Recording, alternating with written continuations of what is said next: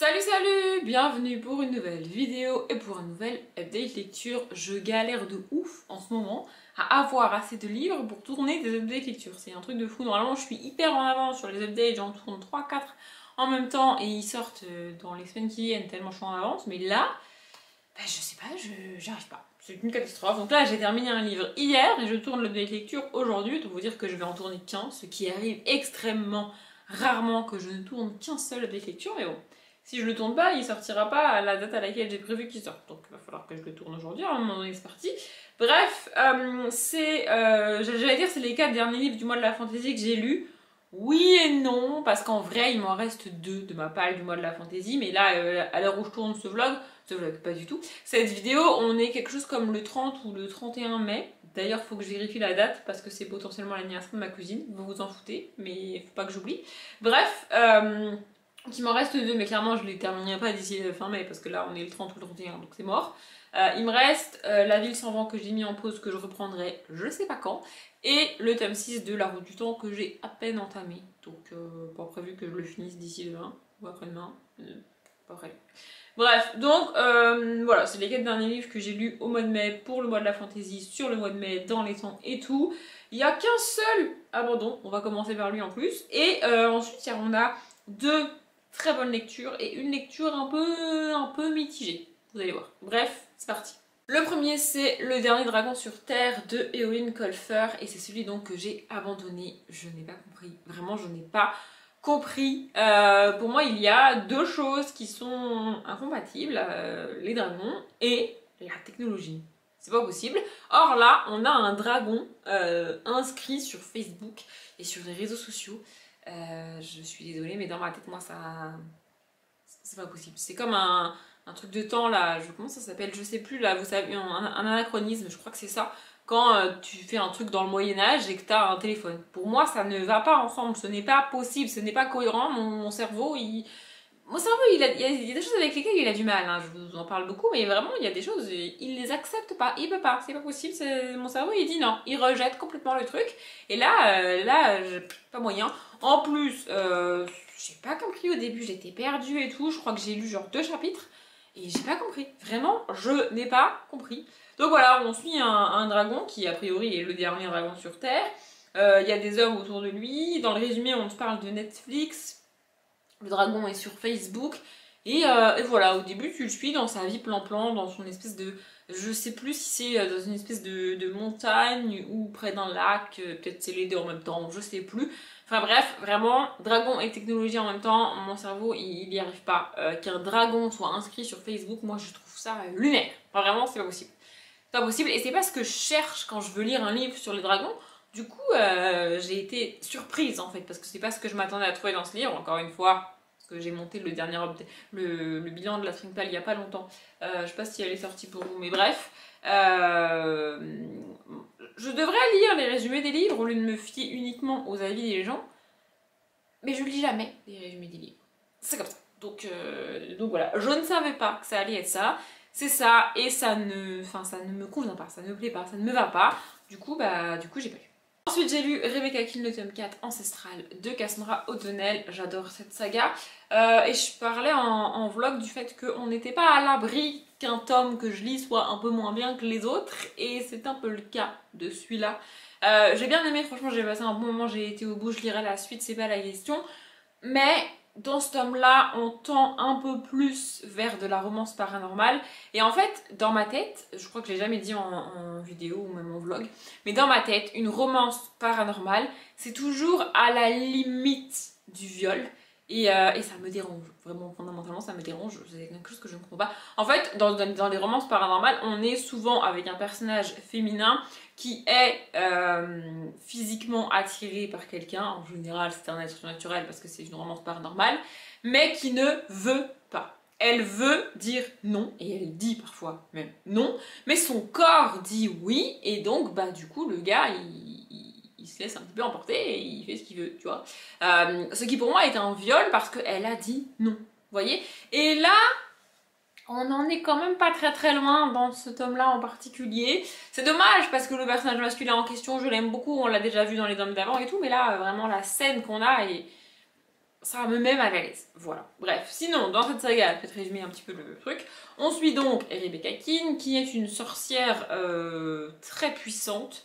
En fait, elle est une sorcière de guerre, qui est l'un des clans des sorcières les plus flippants du monde, hein, c'est-à-dire qu'elles ont des pouvoirs, voilà. Et le but du clan, c'est de buter les gens. Clairement, elles élèvent leurs filles, parce qu'il n'y a que des filles, je sais pas qu'elles font des mâles. Probablement qu'elles tuent les hommes, probablement. Bref, elles élèvent leurs filles. Genre, leur école primaire, c'est apprendre à se battre. Vraiment. Apprendre à combattre les gens, apprendre à buter les gens, comment correctement buter des gens, ça c'est ce truc. Voilà. Donc elles apprennent à combattre physiquement avec des armes, et en plus, elles ont de la magie. Il se trouve que Rebecca Keane est l'héritière du clan, et du coup, elle a beaucoup de pouvoir et tout. Mais elle a fui son clan parce qu'elle a fait quelque chose qu'elle n'aurait pas dû faire. Et donc du coup elle s'est barrée en mode si vous m'attrapez vous allez me buter parce que vous êtes des sorcières de guerre en fait. Donc je me casse. Voilà. Donc elle s'est barrée, elle s'est planquée. Et elle voulait faire sa vie toute seule, peinard, tranquille, avec sa fille qui s'appelle Leonora, voilà, planquée dans une petite ville américaine en mode personne sait qui je suis, tout le monde me fout la paix, je suis planquée ici, tout va bien. Sauf que, évidemment, au début du tome 1, un des vampires du coin, un des vampires les plus âgés du coin, pardon, excusez-moi, ça me gratte, la rencontre un peu par hasard et devine qui elle est. En fait, avec ses pouvoirs et avec ce qu'il sait, parce que c'est un vampire hein, qui a plusieurs milliers d'années, si vous voulez, donc il sait qui elle est, il arrive à sentir son pouvoir et donc à deviner qui elle est. Et il la menace pas vraiment, mais en gros, il lui dit voilà, je sais qui t'es, est-ce que tu veux faire ça pour moi? Il lui dit pas si tu le fais pas, je te balance, mais en gros, elle se dit bon, bah je vais le faire, c'est quand même plus sécure si je le fais et qu'il évite de me balancer, ce serait sympathique. Et donc, elle se retrouve à être l'assaïm de la ville et de l'état dans lequel elle est. En gros, on est dans un univers où il y a des métamorphes, des potionneuses, des sorcières, c'est pas la même chose, des vampires et des démons. Plusieurs clans comme ça, chaque clan a un chef de clan et dans chaque état il y a un assaïm qui est chargé de gérer un peu tout ça. En gros c'est un peu le gouverneur de l'état des créatures surnaturelles et donc elle devient assaïm, elle est chargée de veiller à ce que les créatures surnaturelles aillent bien entre elles et ils s'entretuent pas, ils font pas des conneries. Et il y a aussi un chef de clan peut faire appel à elle pour régler un problème interne à son clan. Ça arrive rarement mais c'est possible. Et donc voilà, c'est ça son rôle, c'est ça son but. Et donc le vampire en question qu'elle a rencontré au début, c'est le fameux personnage masculin dont je parlais tout à l'heure, parce qu'il va y avoir une espèce de relation entre eux. On est en Bitlit et il y a un peu ce côté tout le monde la kiffe, tout le monde l'adore, elle est magnifique, elle est parfaite, blablabla. C'est un truc qui me fatigue en Bitlit en général. Mais là, le personnage, enfin le vampire est vraiment au-dessus de tous les autres mecs. Du coup, ça estompe un petit peu cet effet de groupe, on va dire. Voilà, j'ai bien aimé ce tome 4. Après, ça commence à me gonfler, mais là, ça va un peu mieux. En fait, c'est que dans chaque tome, on découvre un nouveau pouvoir de la fille de Leonora, la fille de Rebecca Keane. Donc, elle a son père est un personnage particulier qui ne peut pas avoir d'enfant normalement mais qui a eu un enfant avec Rebecca Keane, enfin bref c'est tout un bordel, donc elle est déjà de naissance de base une espèce d'anomalie parmi les êtres surnaturels et elle a déjà de base des pouvoirs que personne ne peut avoir parce que normalement une telle naissance n'est pas possible. Et au fil des tomes on découvre encore et encore qu'elle a plus de pouvoirs, plus de puissance, plus de trucs et au bout d'un moment franchement, quand là on a découvert un nouveau pouvoir qu'elle a, dans ma tête, je me suis dit putain, elle se fout de ma gueule, c'est quoi ce délire? Enfin, je veux dire, à un moment donné, ça suffit, il faudrait arrêter de toujours plus, toujours plus, toujours plus. Sauf que là, le pouvoir qu'elle découvre va se développer en elle et va impacter les autres qu'elle avait déjà et amoindrir les autres qu'elle avait déjà. Ce qui fait qu'on n'est plus dans cette quête de j'ai plus de pouvoir, plus de puissance, plus de machin. Non, ça va. En tout cas, dans ma tête, ça va un peu mieux. Mais vraiment, je trouve que ça commence à devenir relou, cette espèce de surenchère à chaque fois, ça me fatigue. Et le titre du tome, franchement, j'ai pas compris. Enfin, il y a que dans les 3-4 dernières pages que ça a de l'importance. Et j'aime pas quand un titre de tome de c'est con, hein, mais j'aime pas quand un titre de livre ou un titre de tome de saga comme ça ne représente pas la globalité du tome. Enfin, je veux dire, Ancestral, c'est un type de créature naturelle très très particulière, très très ancienne, du coup. Mais vraiment, enfin, je sais pas, ça n'a pas beaucoup d'importance dans le tome, du coup, c'est pas très ouf d'avoir donné ce titre-là, et moi, ça me perturbe, voilà. On m'en fait pas beaucoup, mais moi, ça me perturbe. Bref, j'ai quand même terminé ce tome, j'ai quand même trouvé ça très cool, et la fin de ce tome 4 ne me donne qu'une envie, c'est me jeter sur le tome 5. Genre, vraiment, le tome 5 va être terrible pour Rebecca Keane. Vraiment, avec la fin du tome 4, avec ce qui se passe dans la toute dernière page, vraiment, je veux trop lire le tome 5 et je vais lire le tome 5, c'est pas la question. Mais voilà, je suis globalement un petit peu déçue par ce tome 4, mais bon, tous les tomes de la saga ne peuvent pas être toujours de mieux en mieux, sinon, enfin, c'est compliqué de faire une saga avec des tomes qui sont toujours de mieux en mieux. Donc voilà, je suis quand même contente de l'avoir lu. Ça reste une très bonne saga de Betty. J'adore Rebecca Keane, j'adore Vincent O'Neill. Je vous conseille quand même cette saga. Mais si comme moi les trucs de romance paranormale ça vous perturbe et tout, ça risque d'être un petit peu difficile. Et j'ai une musique mais je sais plus ce que c'est. Ensuite j'ai lu Corsair et complot, donc le tome 2 du pensionnat de Mademoiselle Géraldine écrit par Gail Geiger. Ça fait partie des sagas que j'adore et que je suis pas capable d'expliquer pourquoi j'adore. Si je vous fais le résumé de ce livre, il se passe pas grand chose, il se passe rien de fou. En gros, on suit une jeune fille qui s'appelle, elle a un prénom compliqué, Sophronia, qui, dans le premier tome, donc, a intégré le pensionnat de Mademoiselle Géraldine. Sa mère l'a envoyée dans ce pensionnat parce qu'elle veut qu'elle apprenne les bonnes manières.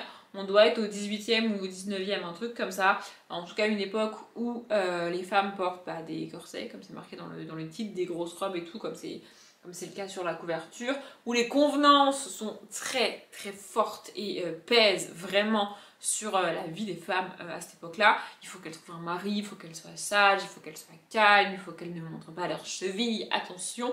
Voilà, on est une époque avec beaucoup de codes comme ça, où vraiment c'est très lourd. Et donc Sophronia n'est pas du tout dans ce mood-là. Elle est en âge, entre guillemets, enfin oui, en fait elle est à l'âge où la société attend d'elle qu'elle ne s'intéresse que à son apparence pour plaire aux garçons et trouver un mari, mais elle en a rien à foutre en fait, elle ne veut pas du tout de ça. Donc sa mère lui dit, bah tu sais quoi, tu vas aller dans ce pensionnat pour jeunes filles et tu vas y apprendre les bonnes manières. C'est un pensionnat qui apprend les bonnes manières, donc on apprend à t'habiller, on t'apprend à papillonner des yeux, à faire des trucs de drague, mais soft, parce que tu es une femme respectable et donc tu dois pas faire trop, mais juste assez. Enfin, bref, vous voyez le genre de pensionnat. Sauf qu'il se trouve que, en fait, c'est un pensionnat qui apprend les bonnes manières, mais pas que. On y apprend aussi aux jeunes filles à espionner, à utiliser des poisons, à s'intégrer dans une société de manière discrète pour espionner les gens, pour récupérer des informations, pour transmettre des informations, pour transmettre des petits objets quand c'est possible, en récupérer, voilà, on leur apprend ça, en plus des bonnes manières. Évidemment, la mère de Sophronia n'est pas au courant de tout ça, et en fait, voilà, on suit ça. Le pensionnat est situé sur un dirigeable, un espèce de gros ballon dirigeable qui se balade dans le ciel tout le temps. Il est toujours entre Londres et Paris, en gros, il va pas beaucoup plus loin. Et j'adore cette ambiance, j'adore cet univers, j'adore ces personnages.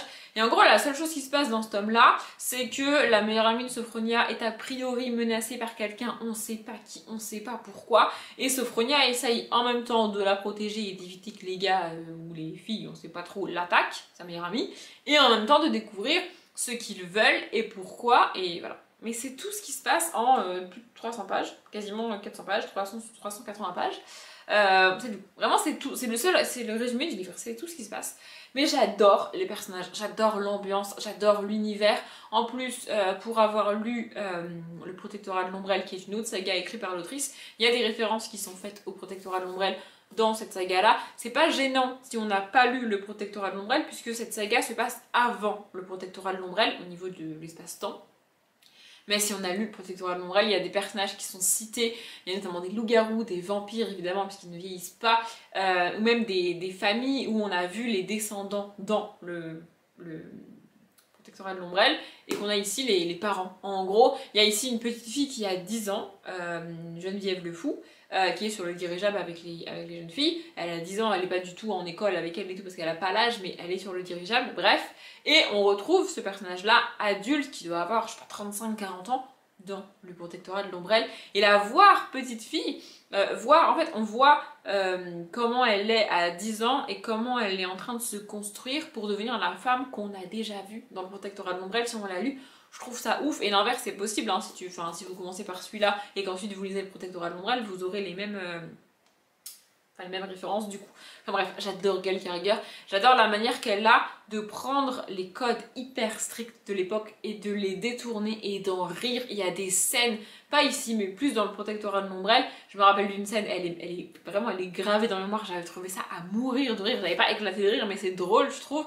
Bref, en fait, on a une scène où le personnage principal du protectorat de l'ombrelle, je sais plus comment elle s'appelle, Alexia Tarabotti, je crois. Donc elle est en robe avec son corset, son espèce de panier de paille là, vous savez, pour que la robe elle soit bien gonflée et tout machin. Et elle fuit, elle court, elle s'enfuit parce que quelqu'un la poursuit. Et elle doit à un moment donné sauter par-dessus une espèce de barrière ou un portail, je sais plus. Et en faisant ça, évidemment, sur une fraction de seconde ou peut-être un peu plus, on voit ses chevilles. Enfin, je veux dire, évidemment, tu sautes par quelque chose, donc c'est pas pratique déjà avec une robe. Et on voit ses chevilles, et donc la meuf est en train de courir et de s'enfuir parce qu'on la poursuit, parce qu'on va la tuer. Vraiment, sa vie est menacée. Et au moment où elle saute par-dessus ça, elle se dit « Oh là mon Dieu, on a vu mes chevilles, mais quelle honte !» Je sais pas si vous vous rendez compte de la situation, je trouve ça très drôle de dénoncer un peu comme ça tous ces codes-là. Et là, c'est qu'un exemple parmi plein d'autres. Il y en a plein ici aussi, parce qu'on est quand même dans un pensionnat où la directrice elle-même n'est pas au courant qu'on leur apprend l'espionnage, le machin, le dealing, le truc. Elle croit qu'on leur apprend juste des bonnes manières. La directrice elle-même du pensionnat, je sais pas si vous vous rendez compte. Et du coup, ça donne des scènes vraiment... C'est pas... J'éclate pas de rire quand je le lis, mais je trouve ça très drôle, très bien écrit, très bien fait. J'adore cette saga, j'adore ces personnages. Et c'est pas... Il n'y a pas énormément de rebondissements, il y a moins d'action que dans le protectorat de l'ombrelle pour le coup, mais j'adore Sophronia. J'adore la manière qu'a Gail Carriger de construire ses univers, ses personnages, et puis là d'imbriquer les deux sagas l'une avec l'autre, je trouve ça vraiment génial. J'ai trop hâte de lire le tome 3, je sais pas quand je le lirai, je l'ai pas encore acheté, mais vraiment je vous conseille le protectorat de l'ombrelle et le personnage de Mademoiselle Géraldine. Je crois qu'il y a aussi une autre saga, peut-être qu'elle est aussi liée, je sais pas. J'ai hâte de la lire aussi, mais il faudra d'abord que je finisse celle-ci. Enfin bref, j'adore Gail Carriger, j'adore ses personnages, j'adore ses univers, je peux que vous conseiller ses livres. Et le dernier que j'ai enfin terminé et que j'ai terminé hier soir, donc c'est Harry Potter et la Coupe de Feu, le tome 4 de J.K. Rowling. J'en ai parlé plusieurs fois en vlog, j'ai mis très longtemps à lire ce livre. Le début a été un enfer sur Terre. Je vous fais pas l'affront de vous résumer ce tome 4, je vous précise juste que si vous n'avez pas lu les Harry Potter ou pas vu les films et que vous avez pour projet de le faire, il serait temps j'avoue, je vais spoiler, voilà, bref. Les 200 premières pages sont d'une longueur et d'une lourdeur à lire, mais vraiment c'est terrible. Quand tu connais l'histoire, quand tu connais le film, moi je connais le film par cœur, j'ai vu les films je sais pas combien de fois, c'est seulement la deuxième fois que je lis la saga, mais les films je les connais par cœur. Le film 4 c'est un de mes préférés, c'est un des plus dynamiques, un des plus... un qui se regarde le plus vite, il dure plus de 2 heures comme tous les autres, mais il se passe tellement de choses, il y a tellement d'actions, tellement de mouvements, tellement de personnages, il y a des nouveaux personnages aussi. Vraiment je le trouve très dynamique ce film 4 et c'est un de mes préférés. Mais alors ce tome 4, mon Dieu, mon Dieu. Et en fait ce que je reproche à l'autrice, c'est que je déteste quand ça fait ça. Je déteste quand les auteurs ou les autrices écrivent un bouquin qui fait plus de 760 pages et qu'en fait tu te rends compte quand tu le lis que s'il fait autant de pages, c'est pas parce qu'il y avait beaucoup de choses à raconter, c'est pas parce qu'il y avait beaucoup d'actions, c'est pas parce qu'il y avait beaucoup d'éléments à mettre en place, c'est juste parce que l'autrice prend son temps et qu'elle nous pond 200 pages qui servent pas à grand chose. Enfin je veux dire, les 200 premières pages, dans le film, il n'y a pas... Il n'y a quasiment rien de ces 200 premières pages dans le film parce que donc, au début du tome 4, il y a la finale de la Coupe du Monde de Quidditch, ils y vont. Alors déjà, c'est un peu plus détaillé, il y a un peu plus d'éléments, il y a un peu plus de scènes dans le livre que dans le film. Ça c'est normal, enfin je trouve pas ça incohérent, on va dire. Mais après, avant qu'il atteigne Poudlard, oh là là, et même une fois qu'il a atteint Poudlard, avant que le tournoi ne commence, mais ça prend plombe, genre vraiment. Dans le film, en fait, les écoles arrivent j'arrive pas à le dire, l'école des garçons et l'école des filles, on va appeler ça comme ça, même si dans le livre elles sont mixtes, j'ai pas compris pourquoi ils les avaient démixtées dans le film, enfin bon, bref, dans le livre elles sont mixtes les deux écoles, bref, les deux écoles dans le film arrivent le jour de la rentrée, le 1er septembre à Poudlard, et en fait c'est pas dit les dates et le temps qui s'écoule, donc t'as l'impression qu'ils arrivent et boum, il y a la première page. Dans le livre, c'est pas du tout le cas. Déjà dans le livre, les écoles n'arrivent pas le jour de la rentrée. Il y a tout un mois qui s'écoule. Donc tout le mois de septembre s'écoule avant que les écoles n'arrivent. Et ensuite, je crois que tu as un deuxième mois, le mois d'octobre, qui s'écoule. Et que la première tâche n'a lieu que fin octobre. Vraiment, c'est extrêmement long. Et dans le livre, tu as tout le détail de ce qui se passe pendant ce temps-là. Il y a une scène que j'ai adoré lire et qui n'est pas dans le film, et franchement j'aurais adoré qu'elle y soit. C'est une scène dans laquelle Harry, en fait Harry va, c'est juste avant la deuxième tâche. Harry, oui je parle dans tous les sens, bref on s'en fout. Harry va donc dans la salle de bain des préfets, ça c'est présent dans le film, il ouvre l'œuf, il entend la sirène chanter, avec l'indice pour la deuxième tâche, ça c'est présent dans le film. Ce qui est pas présent dans le film, et que franchement j'aurais adoré que ça y soit, c'est que quand il ressort de cette salle de bain, donc c'est la nuit, il n'a pas le droit d'être là, mais c'est la nuit, il est tout seul avec sa cape d'invisibilité, son œuf et tout. Il va... En fait, il fait le trajet jusqu'à la salle commune des Gryffondors pour aller se coucher, en gros. Et sur ce trajet-là, il va croiser d'abord Rusard, ensuite Rogue, et ensuite va se rajouter, ils sont ensemble dans ces personnages-là, Maugrey Folleuil. Et cette scène... Vraiment, j'ai adoré la lire. J'ai trouvé ça génial. C'est une scène assez longue quand même à lire, mais j'ai adoré cette scène. Vraiment, c'était trop cool. Le seul truc que je reproche un peu à J.K. Rowling, c'est que quand tu connais l'histoire, quand tu sais qui s'est arrangé pour mettre le nom d'Harry dans la coupe, s'est arrangé pour que Harry participe à la coupe, s'est arrangé pour que Harry gagne la coupe de feu et touche le trophée à la fin, quand tu sais tout ça, il n'y a pas d'indice. Même en sachant tout ça, il n'y a pas d'indice dans le livre. Même en sachant qui est responsable et cette histoire de polynectar et tout, même en sachant tout ça, il n'y a pas d'indice. Les soupçons dans le livre sont tournés vers d'autres personnages qui sont absents ou très très peu présents dans le film. C'est Ludo Verpet et Croupton Senior. Et vraiment, il n'y a pas d'indice, il n'y a rien. Et je trouve ça dommage, en fait, pour quelqu'un qui sait l'histoire, qui connaît la finalité du livre, de ne pas pouvoir voir les petits éléments que tu as ratés à la première lecture. Il n'y en a pas.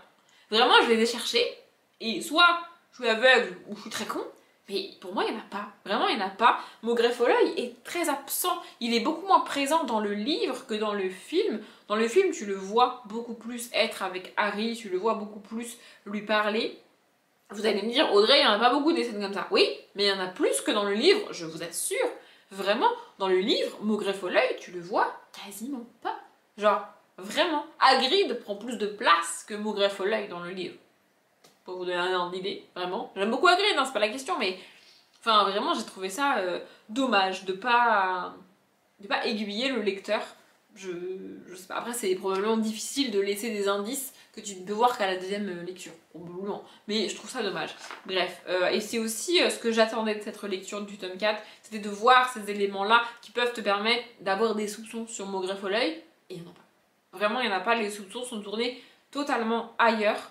Il n'y a qu'un moment dans le livre, mais là pour le coup c'est tellement bien écrit que je m'en suis pas rendu compte au moment où je l'ai lu, sur cette fameuse scène avec Rogue, Harry, Maugrey et Rusard la nuit quand il revient avec son œuf.